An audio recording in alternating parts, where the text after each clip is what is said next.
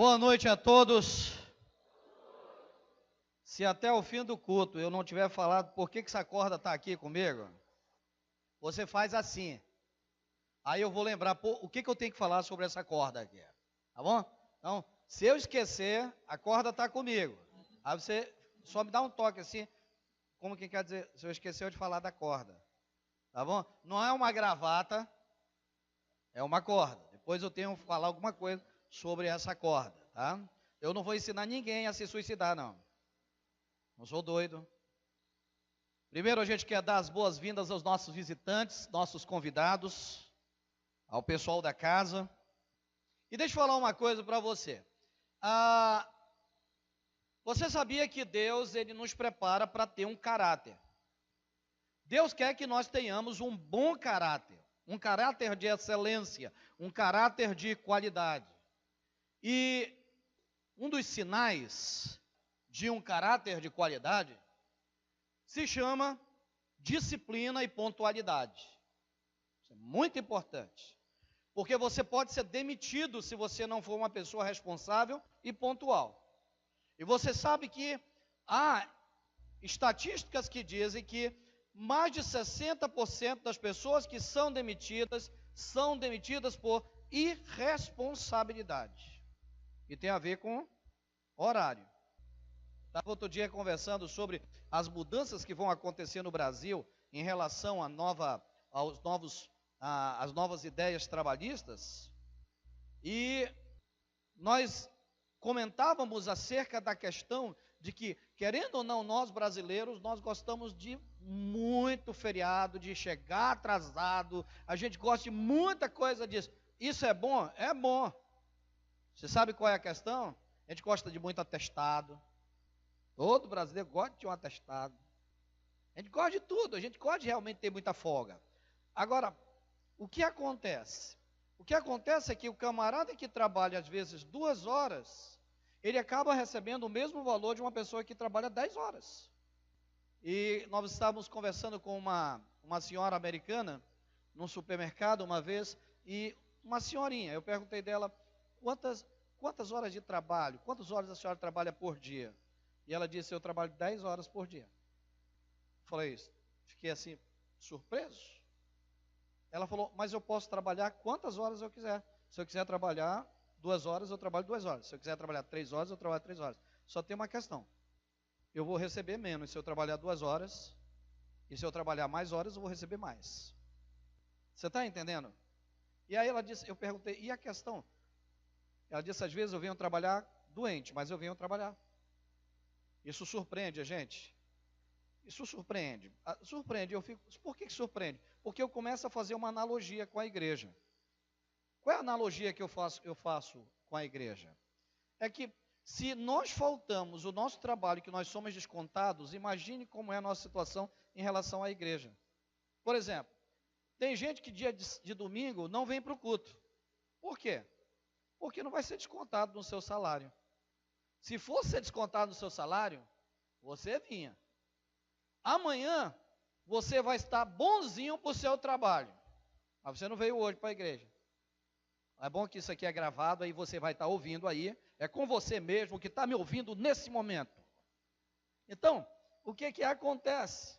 Amanhã vai estar bonzinho. Amanhã vai estar levando o filho na escola. Amanhã vai estar fazendo comida. Mas nós punimos Deus. E um dia nós vamos ajustar contas com Deus. De tudo isso. Mas vamos lá, começar a mensagem de hoje que nós temos trabalhado nos últimos domingos. Nós temos falado sobre quando, como cristãos, devemos nos importar com a vida uns dos outros. Nos últimos domingos, nós temos aprendido muita coisa com a palavra de Deus. A palavra de Deus, ela é o manual de Deus para nos ensinar tudo o que Deus quer que nós aprendamos acerca do seu amor, acerca da sua graça, acerca de quem é Jesus, acerca de quem é o Pai. É por isso que a Bíblia, a palavra de Deus foi deixada, porque Deus quer revelar em nós o caráter de Jesus. Ele quer que nós sejamos como Jesus é. Ele quer que nós sejamos como Deus é. E aí, Deus colocou a sua palavra no mundo para que nós tenhamos esse manual. e nós temos aprendido muita coisa com esse manual. Nós temos aprendido durante os últimos domingos que Deus, Ele quer que eu e você nos amemos um ao outro, que todos nós nos amemos uns aos outros, que nós nos preocupemos em cuidar um do outro, que nós nos importemos uns com os outros. Deus quer que esse seja o papel da igreja. O papel da igreja não é um papel de julgamento. O papel da igreja não é o papel de criticar as pessoas. O papel da igreja é de amar, de cuidar e de se importar uns com os outros. Esse é o papel da igreja. Agora, nós olhamos para tudo isso que a palavra de Deus tem nos ensinado, e nós encontramos na palavra de Deus a maneira correta de amar, de cuidar. A Bíblia diz que nós devemos amar de forma correta e de forma positiva uns aos outros. Forma correta e de maneira positiva. É por isso que hoje eu quero convidar você a abrir a sua Bíblia no livro de Filipenses, capítulo 2, verso 4. Filipenses, capítulo 2, versículo 4. Nós vamos ler esse texto. Filipenses 2, verso 4. Enquanto você procura, eu quero desenvolver um pensamento aqui, para você poder entender o que hoje eu vou falar. Por que o apóstolo Paulo vai escrever esse texto? Por que ele vai falar de amor? Por que ele fala de cuidado? Por que ele fala que nós devemos buscar interesse uns dos outros? Por que ele diz que nós devemos nos importar? O apóstolo Paulo vai falar de tudo isso, porque o apóstolo Paulo, ele é o primeiro apóstolo que reconhece que nós estamos no meio de uma batalha espiritual. Quando você aceita Jesus Cristo, quando você toma a decisão de se converter, Satanás fica muito aborrecido, porque ele perdeu alguém, ele perdeu um combatente dele para o lado de Jesus. E Satanás não vai se conformar de perder você para o lado de Jesus. Durante toda a sua vida, durante toda a sua existência, durante todo o tempo que você viver nessa terra, Satanás vai fazer de tudo, todos os dias, toda hora, todos os minutos. Você vai esquecer, mas Satanás não vai esquecer. Ele vai fazer de tudo para derrubar você e trazer você de volta para o lado dele. É por isso que o apóstolo Paulo, quando ele escreve as cartas dele, ele diz que nós travamos uma luta diária contra a nossa velha natureza. Você aceitou Jesus Cristo, mas ainda tem muita coisa ruim, muita coisa podre, muita coisa que não presta dentro da sua mente, que só vai sair da sua mente através da lavagem, através de um processo de lavagem. A Bíblia chama esse processo de lavagem, que acontece na nossa mente, de renovação. Para haver renovação na nossa mente, para haver esse processo de lavagem na nossa mente, é preciso que água limpa entre para tirar a sujeira. Que água limpa é essa? A Bíblia diz que essa água limpa se chama palavra. Todas as vezes que você coloca a palavra de Deus, todas as vezes que você coloca versículos bíblicos, toda vez que você ouve uma mensagem, você está mandando água limpa para cá para dentro. E essa água limpa, ela entra como um jato, porque ela tem uma função: jogar fora as coisas ruins, jogar fora a imoralidade, jogar fora a desonestidade, jogar fora a desobediência, jogar fora tudo que não presta, porque o objetivo de Deus é que você tenha o caráter de Jesus, ou seja, que eu e você sejamos parecidos com Jesus. Qual é o grande objetivo? Qual é o grande sonho de Deus? Qual é o grande propósito de Deus? Qual é o grande orgulho de Deus? É um dia olhar para você e falar para você o mesmo que ele falou para Jesus Cristo, quando Jesus Cristo foi batizado. O que ele disse para ele? Eis o meu filho amado, em quem me comprazo. Essa palavra comprazer significa: eis o meu filho amado, de quem eu tenho orgulho, de quem eu tenho prazer.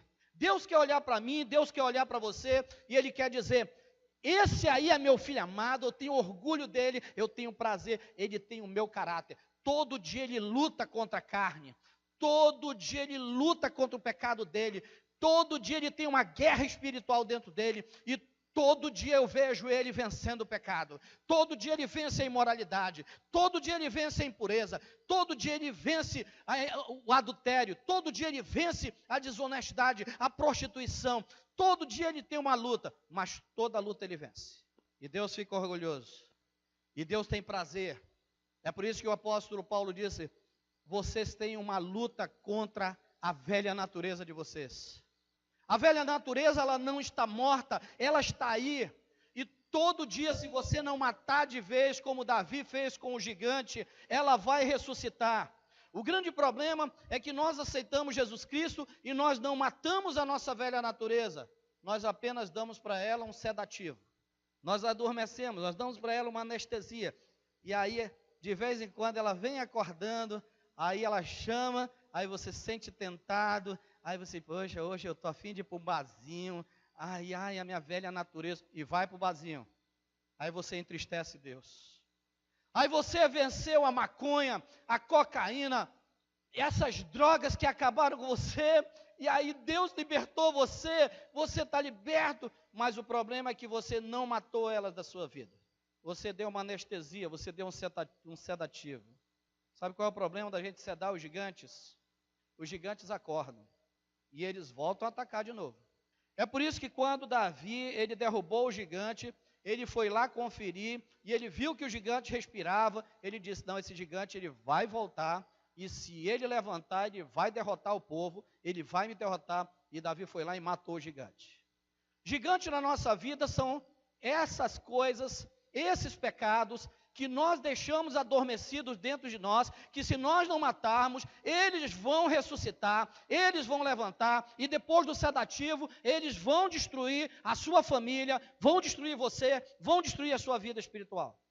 Às vezes eles demoram tempo, porque a dose que você deu foi uma dose longa, e aí eles demoram, mas de repente depois você esqueceu de apagar o nome daquela namorada que você teve há 10 anos, e aí deixou lá, aí ela vem e descobriu através das redes sociais que você existe e manda uma mensagem lá naqueles canais que só dá para você ver. Ela diz, ei, hoje eu lembrei de ti. Aí você olha, você coça a cabeça, aí você olha lá, meu Deus, eu respondo, não respondo, eu respondo, não respondo. Ai, Jesus. Aí você vai lá e você só diz assim, oi. O que você fez? O que você fez? Você deu uma dose de açúcar, deu energia. Aí o gigante agora vai para outro, ele deu um oi. Aí estou morrendo de saudade. Quando a gente pode se ver? Você soltou, você acordou o gigante, você vai ser derrotado. Semana passada, é por isso que é bom você ter amigos. Depois nós vamos falar sobre isso e nós vamos falar sobre pessoas próximas. Deus colocou pessoas próximas a você, e é por isso que o nome é próximo, para livrar você do pecado, para socorrer você do pecado. Aí esse irmão ligou para mim e ele disse, pastor, eu estou precisando falar com o senhor urgente. Pastor, me ajude, me dando uma orientação. Eu sou casado, eu estou casado, o senhor me conhece, o senhor sabe que eu sou uma pessoa bem casada, amo minha mulher me ama, mas eu tive um caso há 10 anos, e essa menina, ela veio, essa menina marcou na minha vida, e hoje ela me deu um oi, e eu dei um oi para ela. E depois ela disse para mim, que tal a gente se encontrar? Eu falei, o que você fez? Ele disse, ela está lá. Eu não respondi nada. E eu vim aqui com o senhor, para o senhor me orientar. O que eu respondo para ela? Eu falei, mate o gigante. Ele falou, o quê? Eu falei, mate o gigante. Você vai pegar, você está aberto aí? Ele está. Eu falei, escreve aqui na minha frente. Eu vou ditando e você vai escrevendo. Escreve aí. Não sinto mais saudade de você. Você quer derrotar o gigante ou você quer que a sua família se acabe? Não, eu não quero, eu amo minha mulher. Então escreve, não sinto mais nada por você. Aí ele escreveu, não sinto mais nada por você. Não me procure mais. Ele escreveu, não me procure mais. Seja feliz com quem você está. E ele escreveu, seja feliz com quem você está. Deus abençoe você. E eu torço para que um dia você seja feliz como eu sou com minha esposa. Tchau. Agora aperta esse negócio e envia. Envia. Envia. Envia. Ela mandou uma sigla para ele, 3 letrinhas. 3 letras do alfabeto, um F, um D e um P. Aí eu falei, resultado, deu resultado, deu resultado, deu resultado, deu resultado. Significa que deu resultado. Falei, agora fecha as redes sociais. Fecha as redes sociais por um tempo. Por que eu fiz isso? Porque se ele não fizesse isso, o gigante dele ia ficar adormecido. Amanhã ela ia voltar, o gigante ia acordar, como Golias fazia, e ele vinha novamente, ele ia gritar, e ele ia cair. Por isso eu disse, mate o gigante hoje. Eu perguntei, aí ela voltou a falar contigo? Ela disse, nunca mais. Eu a vi no shopping, ela virou a cara para mim, não quer me ver. Me disseram que ela apenas mandou um recado para mim que era de amizade. Agora ela quer ver o capiroto, mas não quer me ver. Eu falei, então deu certo. Deu certo. Porque é isso que Deus, Ele quer. Deus, Ele quer que você vença a sua velha natureza. Porque a sua velha natureza está brigando contra a sua nova natureza.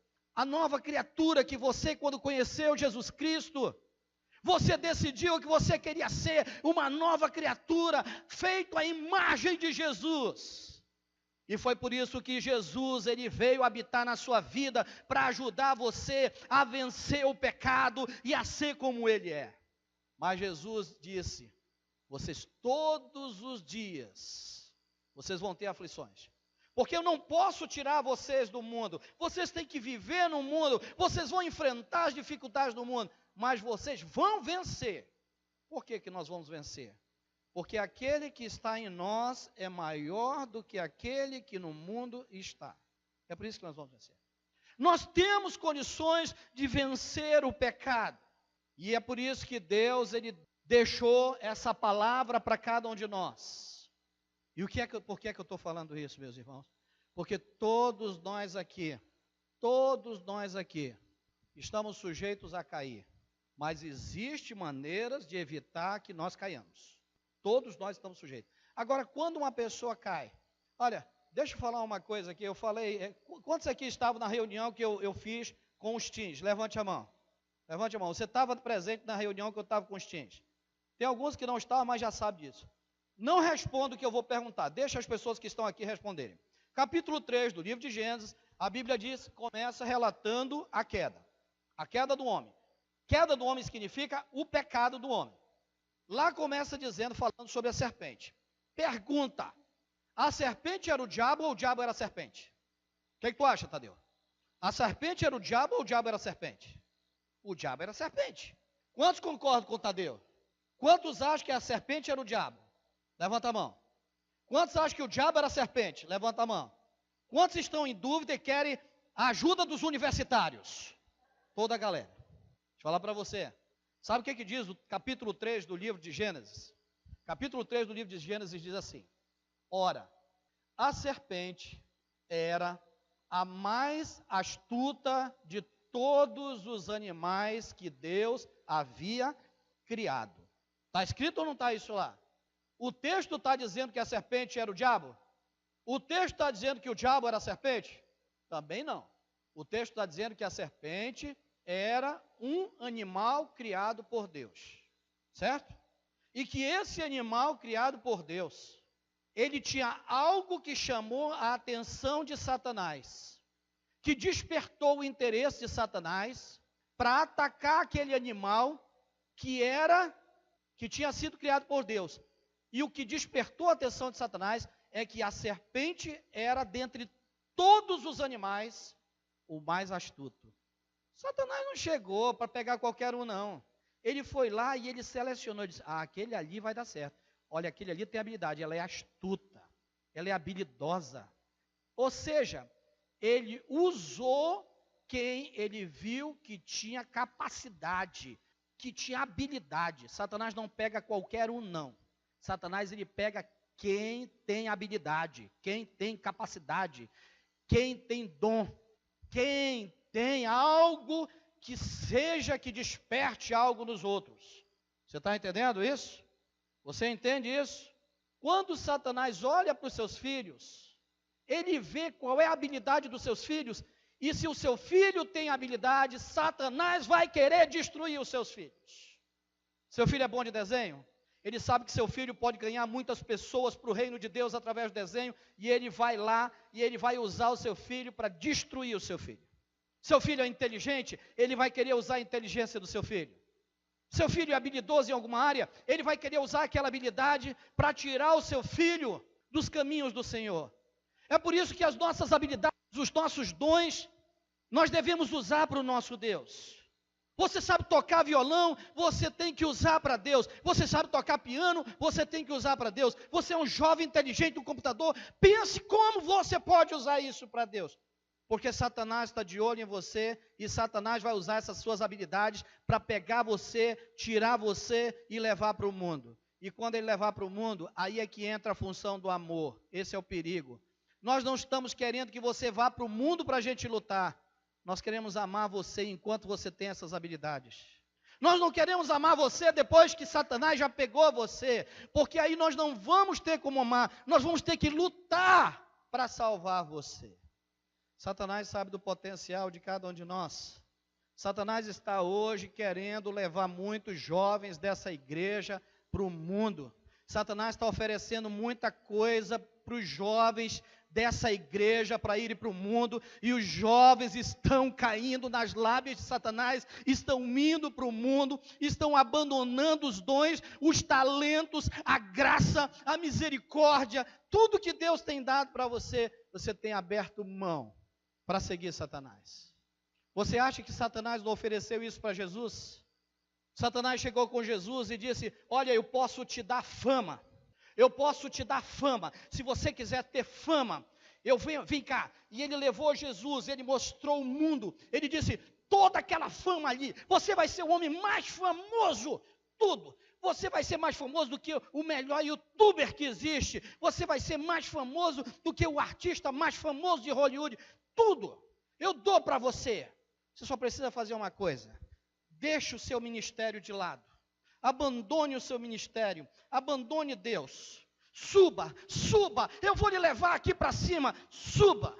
O problema é que depois que você está lá em cima, Satanás derruba você e mata você. Você sabe, meus irmãos, como é que nós devemos tratar as pessoas que caíram na lábia de Satanás? Nós devemos desprezá-las, abandoná-las? Não, sabe por quê? Porque essas pessoas ainda não caíram de vez nas garras de Satanás. Elas não caíram de vez nas garras de Satanás. Elas estão sendo objeto de uma brincadeira que nós conhecemos. Elas estão sendo objeto de uma brincadeira que eu e você conhecemos muito bem. Nós conhecemos muito bem. Vem cá, Rafael. Sabe quem nós somos? Nós somos objetos de luta. Todo mundo que está aqui é objeto de luta. Todo mundo que está aqui é objeto de desejo, de dois lados. De Deus e do diabo. Vem cá, Jones. Vem cá, Elismar. Jamais digam que o pastor um dia chamou vocês de diabo. Por favor. Vocês vão apenas... Isso aqui é um teatro e vocês vão representar. Tá? Desse lado aqui, vão ficar... Vem cá, vem para cá. Desse lado aqui, vai ficar o Giones e vai ficar o Elismar. Dois demônios do Satanás. Não vão dizer para ele que eu ofendi você. Estou dando exemplo. Vem cá, Bia. Vem cá, Lúcia. Desse lado aqui, nós temos a corda. Nós temos a Bia, nós temos a Lúcia. Sabe quem é a Bia e quem é a Lúcia? Não são anjos. Não são espíritos de luz do bem. Não são, não. São duas pessoas da Igreja Batista Central Leste. Ganhas por Jesus Cristo, salvas por Jesus Cristo. E que Deus usa para que elas amem o Rafael, cuidem do Rafael, se importem com o Rafael. E Deus está usando essas duas para lutar nesse cabo de guerra e trazer o Rafael de volta para cá, contra esses demônios de Satanás, que vão fazer de tudo para trazer o Rafael para cá. Se você olhar, você olha e diz: gente, que briga injusta. E é injusta mesmo, sabia, meu irmão? Eu vou mostrar para você como é injusto. Antigamente era difícil ter um carro. Era difícil ter um carro. Quando eu namorei a Vera, eu acho que em Manaus, umas 100 pessoas tinham carro. Eu talvez estou exagerando. Tinha ônibus. Um jovem, para ter um carro, ele era cheio da grana naquele tempo. Hoje em dia, quase todo jovem pode não ter uma casa, pode não ter um pai, pode não ter uma mãe, mas ele tem um carro, porque qualquer banco financia para ele. E, gente, um carro é uma tentação, é ou não é? Ter um carro é uma tentação. Eu vou mostrar para você que a luta é desigual. Dia de sábado, quando eu venho para cá, Eu vou ali, pego o meu neto, eu vou para o muro orar. Você sabia que eu vim orar também pelos jovens que estão dentro do auditório?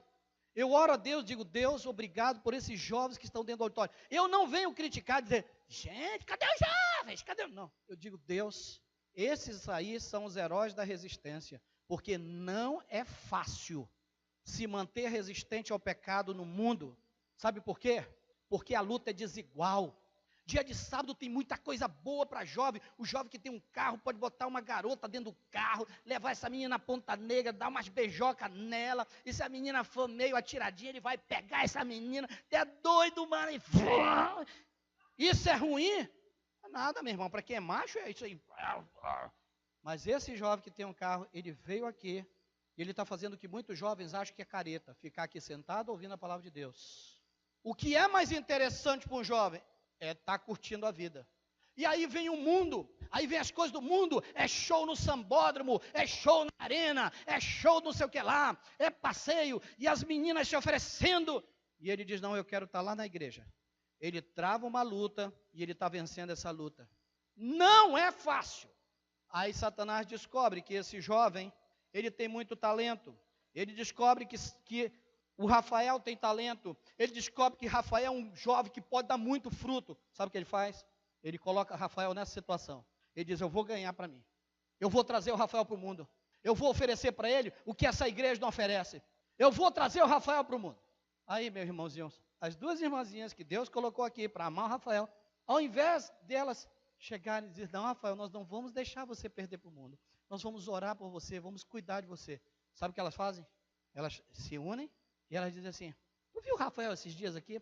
Não, não vi não. É assim mesmo, está se entregando para o mundo. Outro dia eu vi uma postagem dele, ele está por aí. Isso é amar. Comentar a vida dos outros, comentar que está no pecado ou deixando, não é postura de amor. Sabe o que é puxar a corda para o lado daqui e trazer o Rafael para cá? É quando eu chego com o Rafael e eu digo, Rafael, eu percebi que você está ausente dos jovens, meu irmão. E deixa eu falar outra coisa para você. Isso não resolve por meio de SMS, por meio de WhatsApp. Porque mais importante do que o virtual é o real. Porque o virtual é fake. Por que é fake? Porque você, quando está no seu virtual, diz lá, Tadeu, 1 milhão de amigos. Mentira, ele não conhece nem 10% que tem lá. Mas todo mundo diz que é amigo dele. Alguns passam na igreja nem falam com ele, mas dizem que são amigos dele. Amigo mesmo é quem está próximo. É por isso que Jesus Cristo fala que nós devemos amar o nosso próximo. Amigo é quem está próximo. É quem chega e diz, meu irmão, eu estou sentindo que você está faltando muito na igreja. Aqui, vamos hoje tomar um café junto. Vamos lá naquela padaria tomar um café junto. Vamos orar junto. Vem meditar comigo, vamos vencer. Satanás está querendo levar você para lá. Esses dois aqui vão puxar você para cá. Então, nós não podemos deixar isso. Então, só criticar o Rafael não resolve. Sabe o que a gente tem que fazer? A gente puxa essa corda para o lado de cá. Puxa essa corda para o lado de cá. Quando a gente diz, você é meu próximo, eu vou amar você, vou cuidar de você, vou me importar com você, vou mandar mensagem para você. Você vai paparicar. Não, eu vou cuidar de você. Mas se eu vi que você não quer nada com Deus, eu vou conversar com Deus também. E vou dizer para ele, Deus, nós estamos trabalhando nessa área, mas o Rafael está brincando contigo. O Rafael, eu já falei para ele, eu já chamei a atenção dele, eu já comentei para ele que nós amamos, mas ele quer ir para lá. Aí vai ser com Deus. Mas nós estamos num cabo de guerra. Esse é um cabo de guerra. E o nosso papel, gente, é puxar para o lado de cá.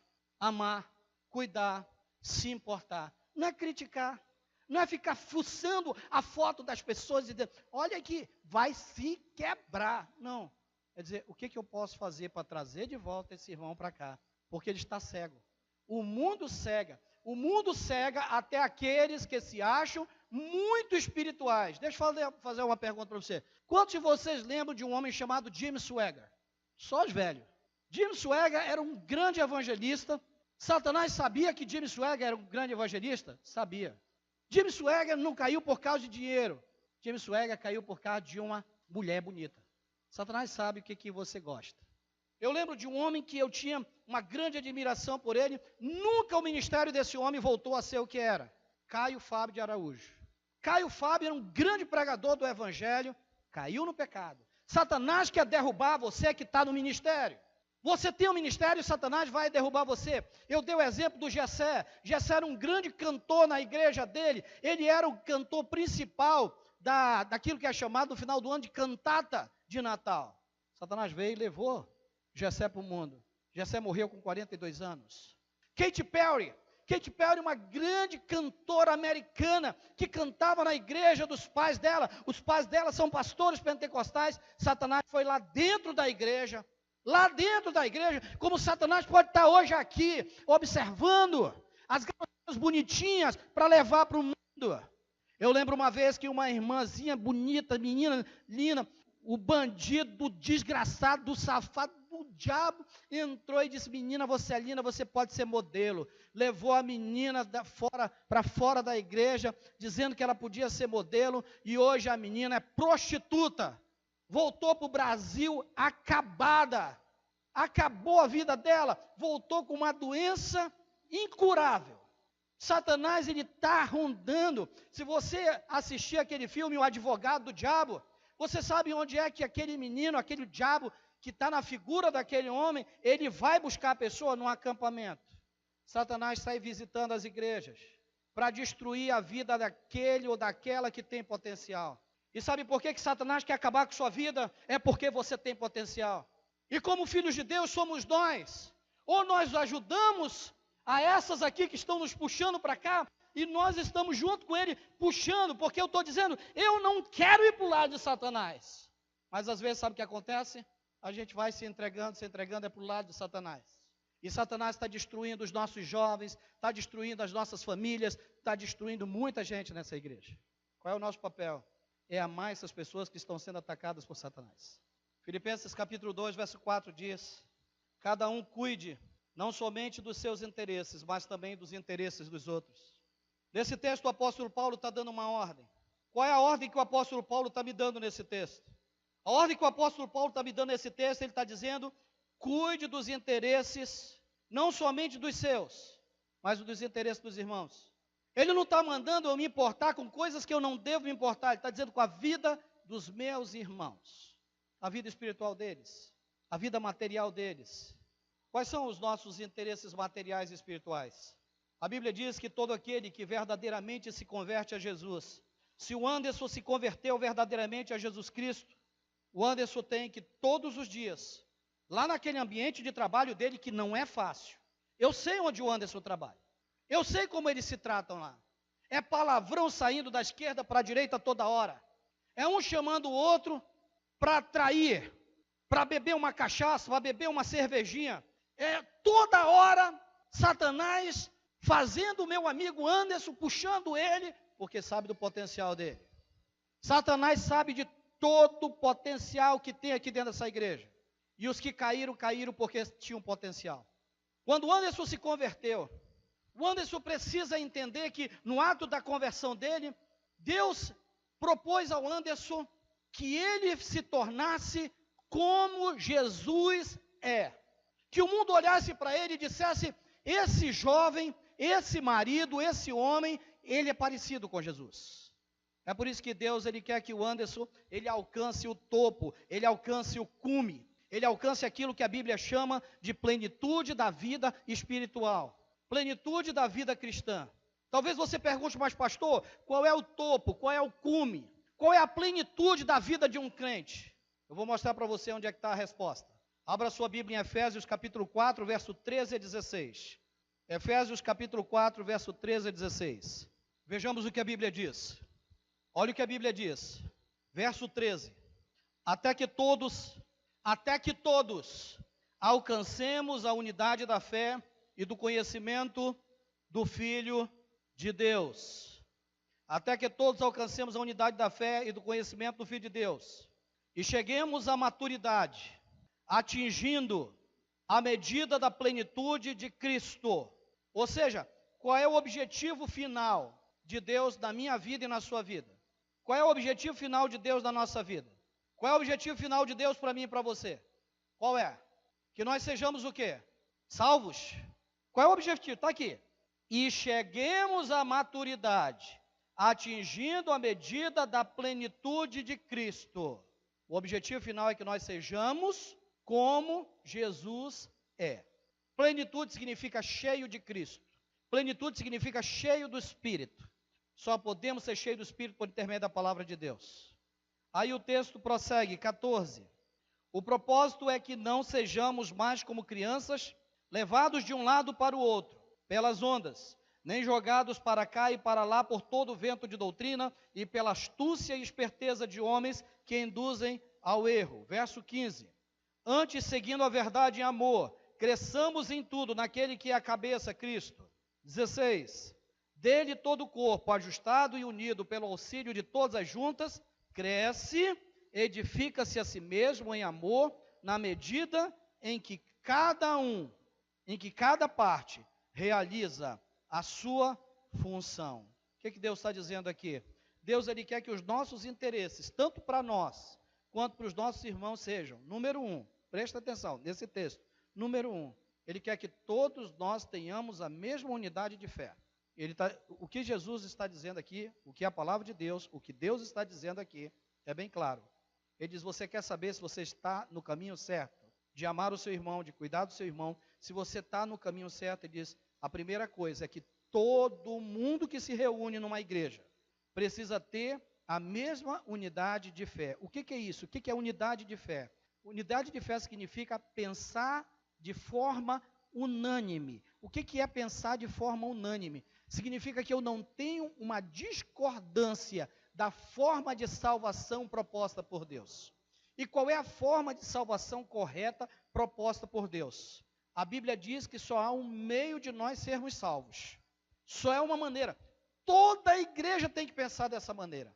Qual é a maneira? Nós somos salvos por intermédio de Jesus. Eu não posso, eu, pastor da igreja, acreditar que nós somos salvos pela fé em Jesus Cristo, e o irmão Elismar no grupo dele diz, não gente, nós somos salvos pela fé em Jesus Cristo, mas nós precisamos rezar todo dia para a Ave Maria.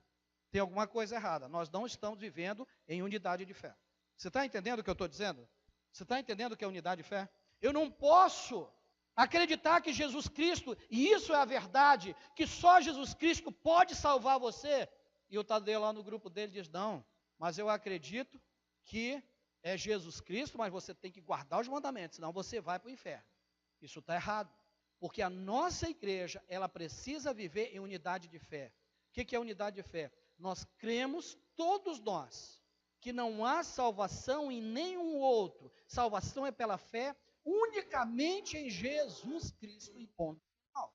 Isso aqui é o princípio de uma igreja que tem harmonia, de uma igreja que ama, de uma igreja que cuida, de uma igreja que se interessa. Nós temos essa convicção de fé.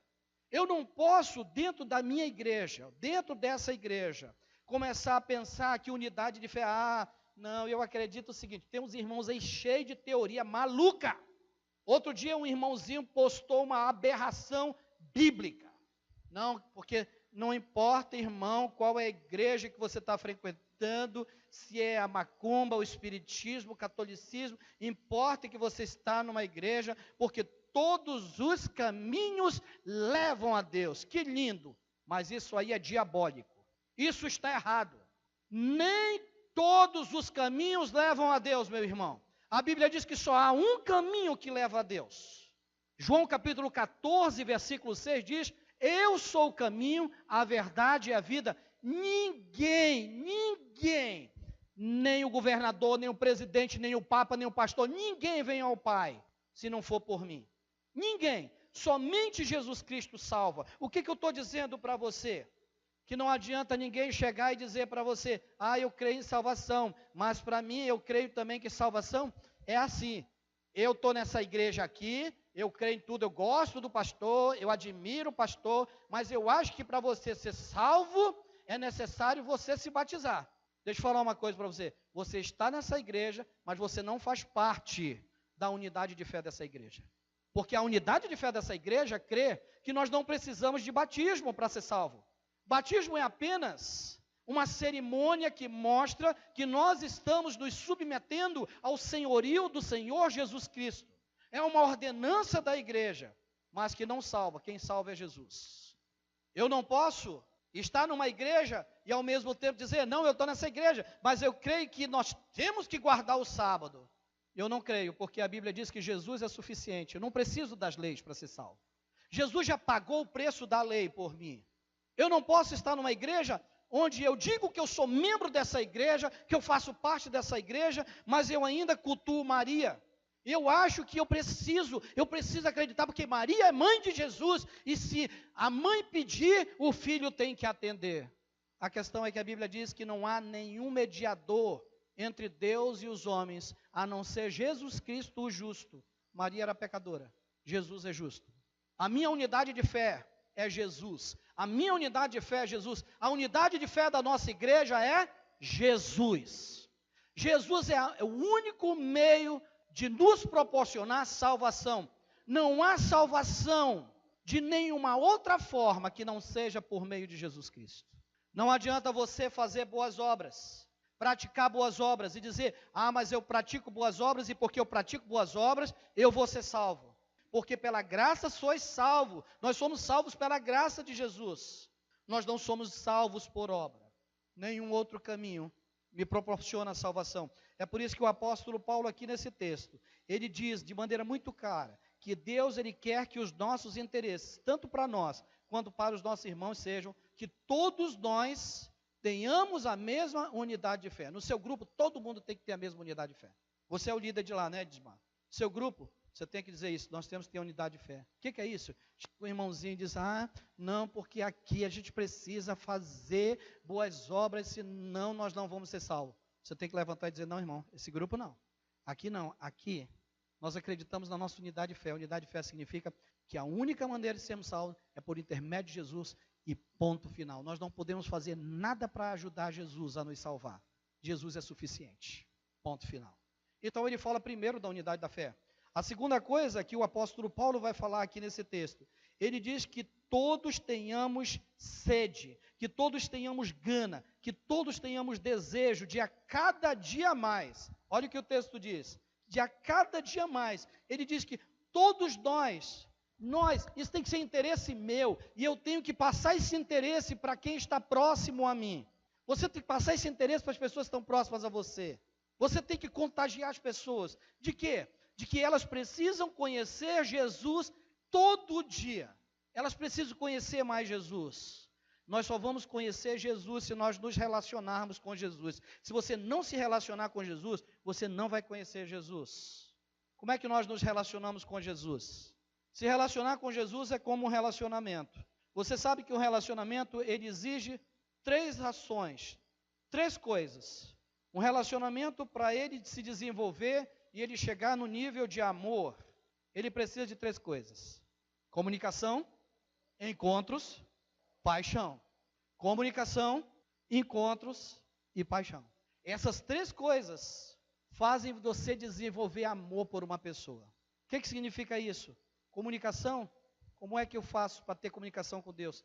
Eu medito e eu oro todo dia. Se eu fizer isso, eu vou começar a me relacionar com Deus. Eu vou ter uma relação muito boa com Deus e Deus comigo. Eu vou ter uma relação muito boa com Jesus e Jesus comigo, se todo dia eu meditar, se todo dia eu orar, eu buscar conversar com Jesus. E encontros. O que é encontros? Encontro é, eu estou na igreja, eu vou para a igreja, tem acampamento na igreja, eu estou empolgado, eu vou para acampamento, tem retiro, eu faço de tudo para ir para retiro. Tem grupo de oração, eu vou para o grupo de oração. Eu não estou falando daqueles encontros que você vai, tem um chá e volta. Mas o que é encontro? Encontro eu estou falando de maneira genérica. Sabe por quê? Porque não adianta um cara mandar bilhetinho para a menina e dizer, eu te amo. Aí ela manda o WhatsApp para ele e diz, eu também te amo. Aí ele manda, eu te amo. Aí ele diz, eu te amo. Aí ele falou, sabe como eu te conheci? Ela diz, eu sei. Aí ele diz, eu também sei. Aí fica 2 abestados, um mandando para o outro. Aí diz, eu te conheci pelas redes sociais. Aí ela diz, verdade. Sabe quando é que eles vão desenvolver amor verdadeiro? Nunca. Falta uma coisa. Sabe o que falta? Eu vou mexer com a velha arada agora aqui. Adão, tu. Vocês todos viveram isso. Nós somos de uma época que não tinha celular. O que tinha, na verdade, era um orelhão e cartão e ficha. E ficava uma fila esperando chegar a sua vez para a gente colocar a nossa ficha, para a gente ligar para a menina. E tinha um troço chamado Disque Amizade. Vocês lembram disso? Disque Amizade. Vocês lembram disso? Aí depois surgiu um outro lá, que na verdade era uma invenção que fizeram, que você conhecia pelo telefone. Aí a menina, gente, era fato. Voz bonita, menina feia. Voz bonito, menino era ridículo. O camarada chegava assim, na época do F. Cavalcante, né? É pra amar demais. Você, puxa, o cara deve ser gato. Chegava lá, era uma bomba, bicho. Nessa época, nós conhecemos um rapaz. Hoje ele mora com a tia da Vera. Ele na verdade, ele tem um probleminha assim, e ele é dessa época. E ele ligou para a menina. E a menina conversou com ele, só que ele tem uns problemas mentais, mas ele não é tão leso assim não. Ele é esperto. Para a mulher ele é esperto. E aí a menina marcou na Praça da Saudade com ele. E ele disse assim, tia, você está pensando que sou leso? Eu antes de descer do ônibus, eu passo o pano, porque eu pergunto assim como é que ela ia. Aí ela dizia o vestido, aí eu olhava, vale a pena, eu desço. Não vale a pena, eu não descia. Está pensando que eu só ligava para ela? Eu marcava encontro. Tinha uma vez, eu desci enganado lá, poxa, mas eu achei uma parecida com a senhora, olha tia. A tia da Vera achou que estava abafando, aí disse, tia menina, acabadinha, olha.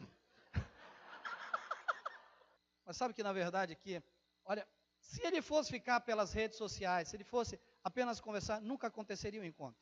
A mesma coisa acontece com Jesus. O nosso encontro com Jesus acontece quando eu estou aqui dia de domingo, quando eu vou para o meu grupo de oração, quando eu sento com o meu grupo para estudar a palavra de Deus. Isso é encontro com Jesus. Isso é quando eu coloco a minha comunicação e a minha oração de maneira física na presença de Jesus.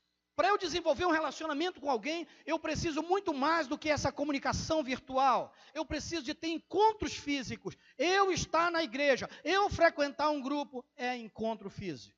Isso faz o meu relacionamento com Jesus melhorar. Quando você começa a faltar o seu grupo, quando você não frequenta um grupo de oração, quando você não vem para a igreja, você vai ficar no seu relacionamento. Eu te amo, Jesus, no seu relacionamento virtual.